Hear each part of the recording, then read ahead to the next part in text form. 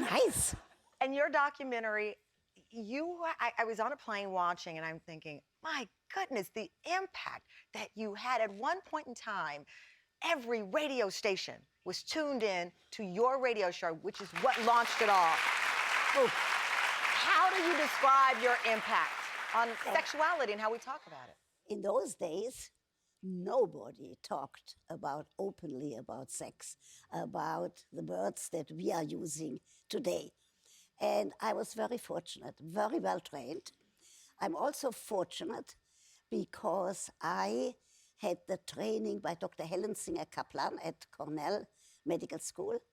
And I had the guts with my 4'7" to speak about those things that I knew that we need to talk about. That was before we knew about AIDS. Yeah.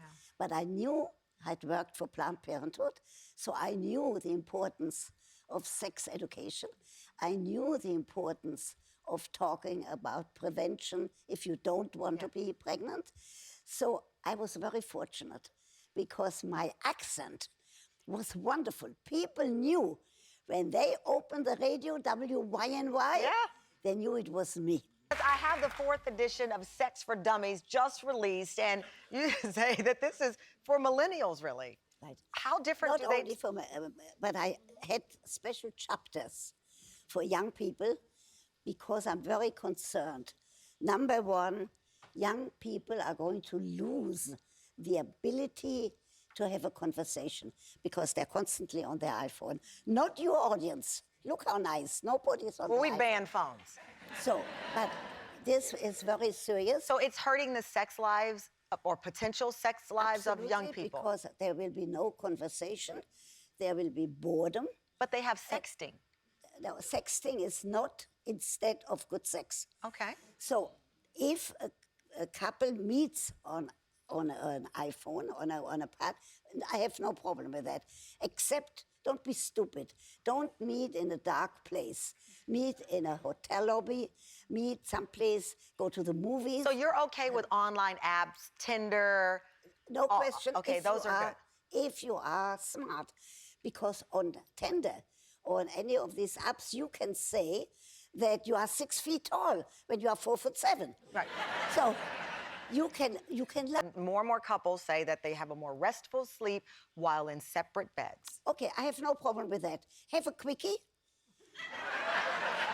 Then you are tired, go to sleep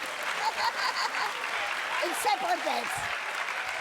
Not only this, if you have Dr. a young Ruth. child, then make sure that one day you are going to get up when that child cries, and the other night he gets up when the child cries.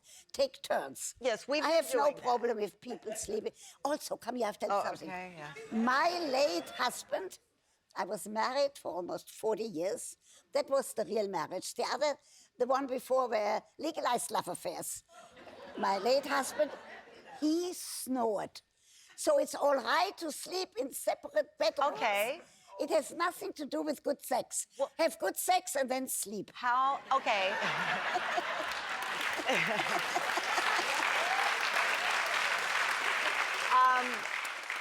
We were having our staff meeting. There was a big conversation on how many times a week are we supposed to, or not supposed to, how many times should we be having sex with our partner, our lover, our significant other? I could never answer that.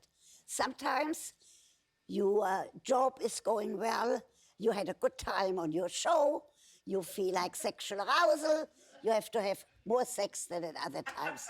At other times Can you you're stop annoyed. putting me in this scenario? They had a great show, they went home, and they wanted to have sex. Other times you had a fight with your mother-in-law. Yeah. Then maybe 2 days you can't have sex. Big deal.